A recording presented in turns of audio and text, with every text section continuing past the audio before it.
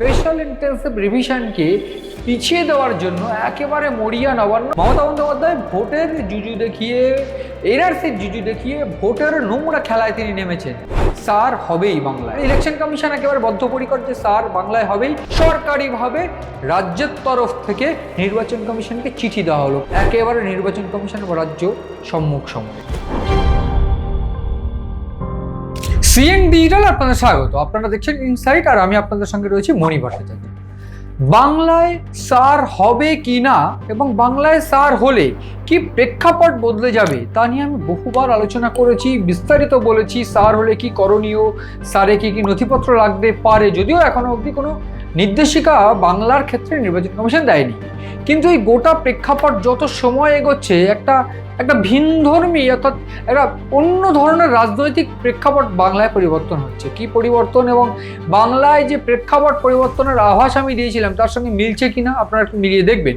কিন্তু আজ মূলত যে আলোচনা আমি করব যে বাংলায় কিন্তু স্যার হচ্ছেই, স্যারের সমস্ত প্রস্তুতি ইতিমধ্যে সম্পন্ন, এবং সেই স্যার অর্থাৎ স্পেশাল ইন্টেন্সিভ রিভিশনকে পিছিয়ে দেওয়ার জন্য একেবারে মরিয়া নবান্ন। কেন নবান্ন মরিয়া হয়ে উঠেছে এবং কিভাবে এই গোটা ঘটনার প্রেক্ষাপট বদলাচ্ছে বা বদলে গেছে, আমি সেটা নিয়ে আলোচনা করব। প্রাথমিকভাবে স্পেশাল ইন্টেন্সিভ রিভিশন একেবারে বিহারে চালু হয় এবং বিহারের এই স্পেশাল ইন্টেন্সিভ রিভিশনে ইতিমধ্যেই 65 লক্ষ ভোটারের নাম ভোটার তালিকা থেকে বাদ গিয়েছে ড্রাফট রোলে।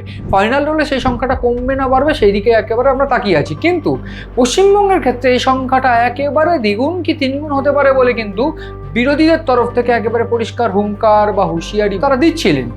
এই জায়গায় দাঁড়িয়ে বাংলা অর্থাৎ পশ্চিমবঙ্গ কিন্তু একটা সমস্যা বারবার করে ভুগছে, যেখানে অনুপ্রবেশকারী বা রোহিঙ্গা অনুপ্রবেশকারী এই দুটো ক্ষেত্রে বাংলা কিন্তু ভুগছে এই অনুপ্রবেশ ইস্যু নিয়ে। ফলে এই জায়গায় দাঁড়িয়ে বাংলায় যদি স্যার হয় সেক্ষেত্রে বাংলার প্রেক্ষাপট সে 65 লক্ষ থেকে সেটা 1.5 কোটি হতে পারে বলে আমাদের মত নয়, মত বিরোধী সহ অন্যান্য রাজনৈতিক দলগুলোর।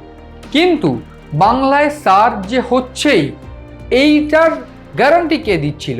এতদিন অবধি বিজেপি বিভিন্ন নেতারা বা বিজেপির যারা বিরোধী দলনেতা শুভেন্দু অধিকারী বা নির্বাচন কমিশনের তরফ থেকে সাময়িকভাবে কিন্তু বোঝা যাচ্ছিল একেবারে কর্মকাণ্ডের জেরে যে স্যার কিন্তু বাংলায় হতে চলেছে।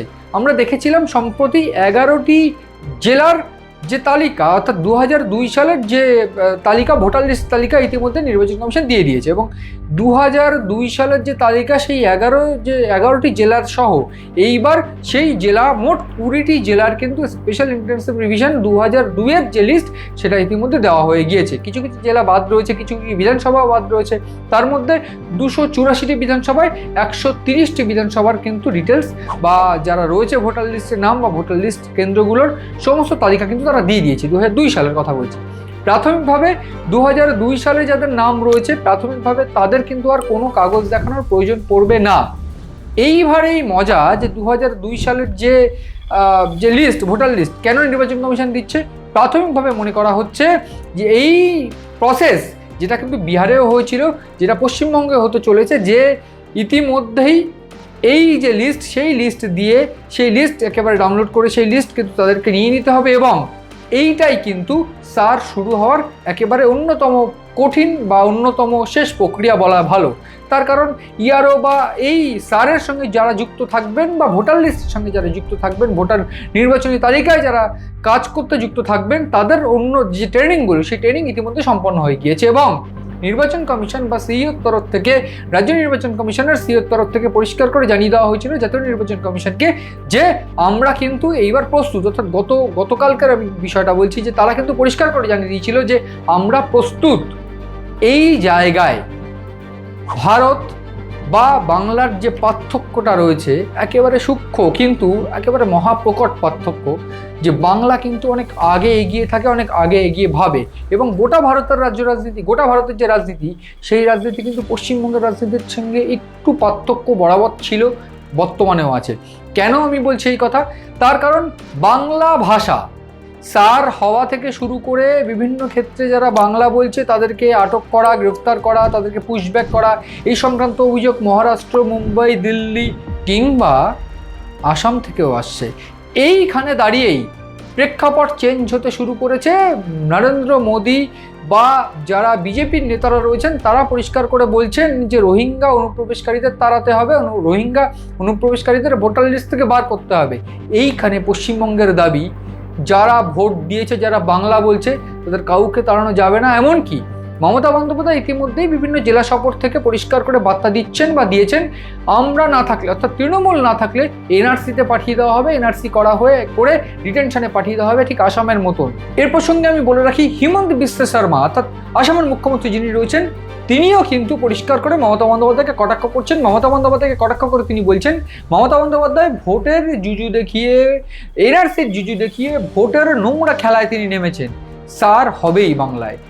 এইখানে আমার বক্তব্য যে সার যদি বাংলায় হয় তাহলে লাভ কার ক্ষতি কার, এই বিষয়টা আমি একেবারে পরিষ্কার করে দিয়েছিলাম যে একেবারে ইন্টারমিডিয়েট অবস্থায় বা একেবারে তাৎক্ষণিক অবস্থায় তৃণমূলের লাভ হলেও একেবারে পরোক্ষভাবে গিয়ে বিজেপির লাভ হবে। তার কারণ ক্যায় থাকছে, যারা 2014 সালের আগে এসেছে, ক্যায়ের যে বিল পাস হয়েছে, সেই ক্যায়ের বিলে কিন্তু রীতিমতো তাদেরকে নাগরিকত্ব দেওয়া হবে, কোনো মুসলিম বাদ দিয়ে বা অমুসলিম যারা আছেন তাদেরকে সবাইকে নাগরিকত্ব দেওয়া হবে। ফলে এখানে পরিষ্কার যে একেবারে তাৎক্ষণিক লাভ তৃণমূলের হলেও আসলে কিন্তু পরোক্ষভাবে বিজেপির লাভ হবে যদি সার বা ক্যা হয়। এইখানে আমি বলে রাখতে চাইবো যে জায়গাটা আমি বলছিলাম পরিষ্কার করে, যে প্রেক্ষাপট চেঞ্জ হতে শুরু করেছে। একেবারে মুখ্যমন্ত্রী মমতা বন্দ্যোপাধ্যায় বিভিন্ন জায়গা থেকে একেবারে হুঁশিয়ারি দিয়ে বলেছেন যে বিএলও যারা রয়েছেন তারা যেন কারোর নাম না বাদ দেয়। কিন্তু এই বিএলআরও বা এই বিএলও, মূলত এই বিএলও বুথ লেভেল অফিসার যারা, সেই বুথ লেভেল অফিসারদের জন্য কেন হুমকির বার্তা এই মুহূর্তে আমরা দেখেছি বিহারেও বেশ কিছু ক্ষেত্রে যারা বিএলও, যারা ভুল কাজ করেছে, যারা ভুয়ো কাজ করেছে, তাদেরকে কিন্তু গ্রেফতার করা হয়েছে। ইতিমধ্যে নির্বাচন কমিশন ময়না এবং বারুইপুর পূর্ব এই দুটো বিধানসভার ক্ষেত্রের ইআরওর বিরুদ্ধে মোট 4 জনের বিরুদ্ধে কিন্তু মামলা করার নির্দেশ দিয়েছে নির্বাচন কমিশন। যদিও সেই মামলা করতে একেবারে অস্বীকার করেছেন রাজ্য সরকার, বা মমতা বন্দ্যোপাধ্যায় পরিষ্কার বলেছেন কোনো মামলা তিনি করবেন না। ফলে এই জায়গায় যে জটিল পরিস্থিতি তৈরি হয়েছে, যে রাজ্য সরকার এই যে রাজ্য সরকারি কর্মীদের পাশে থাকলেও যদি কোনোভাবে ভুল কোনো কাজ হয় সেক্ষেত্রে কিন্তু একেবারে টুটি বা গলা চিপে ধরার চেষ্টা করছেন ইলেকশন কমিশন। ফলে ইলেকশন কমিশন একেবারে বদ্ধপরিকর যে সার বাংলায় হবেই, এবং তার জন্য সমস্ত প্রক্রিয়াকরণ বাংলা ইতিমধ্যেই বাংলার যে নির্বাচন কমিশন রয়েছে বা নির্বাচন কমিশন কিন্তু একেবারে সহায়তা শুরু করেছে। তার মধ্যে একটা ছোট্ট তথ্য আমি দিয়ে রাখি যে রাজ্য সরকারি কর্মচারীদের পাশাপাশি তারা কিন্তু ইতিমধ্যে বাংলার যে সার অর্থাৎ স্পেশাল ইন্টেন্সিভ রিভিশনের ক্ষেত্রে বিশেষ করে যারা বাইরের, যারা অন্য প্রাইভেট এজেন্সি যারা মূলত এই ভোটার লিস্ট সংক্রান্ত কাজ করেন বা নির্বাচনী সংক্রান্ত কাজ করেন, তাদেরকেও কিন্তু এবার হায়ার করতে পারে বঙ্গে। ফলে বাংলায় কিভাবে সার হবে সেই ছক কিন্তু তারা তৈরি করে ফেলেছেন। কিন্তু বাধা আমি ওই যে বলছিলাম, একটা সূক্ষ্ম ফারাক গোটা রাজ্যের রাজনীতি বা গোটা ভারতের রাজনীতির সঙ্গে বাংলার রয়েছে। কি সেই ফারাক? ইতিমধ্যেই রাজ্যের তরফ থেকে নির্বাচন কমিশনকে চিঠি দেওয়া হয়েছে। সূত্র বলছে এই চিঠিতে পরিষ্কার করে মেনশন করা আছে যে বাংলা এই মুহূর্তে সার করার জন্য প্রস্তুত নয়, সার করার জন্য একটা মিনিমাম সময় দেওয়া উচিত। সামনেই বিধানসভা নির্বাচন, বিধানসভার আগে এই সার করা যাবে না। এইটা এতদিন ধরে হুঁশিয়ারি দিচ্ছিলেন মুখ্যমন্ত্রী মমতা বন্দ্যোপাধ্যায়। এইবার সরকারিভাবে রাজ্যের তরফ থেকে নির্বাচন কমিশনকে চিঠি দেওয়া হলো। পাল্টা চিঠি নির্বাচন কমিশন কি দেবে বা নির্বাচন কমিশনের চিন্তাভাবনা কী হবে সেটা এখনই আমাদের জানা নেই। কিন্তু একটা বিষয় স্পষ্ট, যে ওই যে সূক্ষ্ম ফারাক বাংলার রাজনীতি এবং গোটা ভারতের রাজনীতির মধ্যে যে সূক্ষ্ম ফারাক রয়েছে, সেইটা কিন্তু স্পষ্ট। যে সার করতে সম্পূর্ণভাবে মরিয়া যখন ইলেকশন কমিশন, ঠিক তখনই হেন তেন উপায়ে বিভিন্নভাবে মমতা বন্দ্যোপাধ্যায় বা রাজ্য সরকার এই সারকে রুখতে একেবারে মরিয়া। এইবার নবান্নর তরফ থেকে যে চিঠি দেওয়া হয়েছে সেটাতে আরও স্পষ্ট, যেখানে মুখ্যমন্ত্রী মমতা বন্দ্যোপাধ্যায় বিভিন্ন জায়গায় ঘুরে বা অভিষেক বন্দ্যোপাধ্যায়ের পরিষ্কার হুঁশিয়ারি যে কারুর নাম যদি বাদ যায় সেক্ষেত্রে এই আন্দোলন দিল্লি অবধি পৌঁছাবে। ফলে সেন্ট্রালাইজড আন্দোলন কিন্তু হবেই।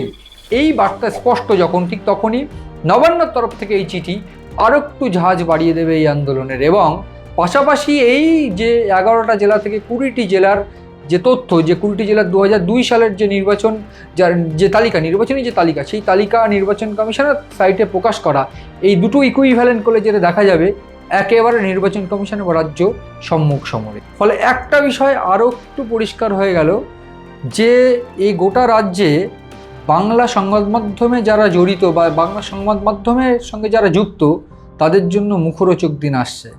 আমরা নজর রাখছি, নজর রাখুন আপনারাও সিএন ডিজিটালের পাতায়।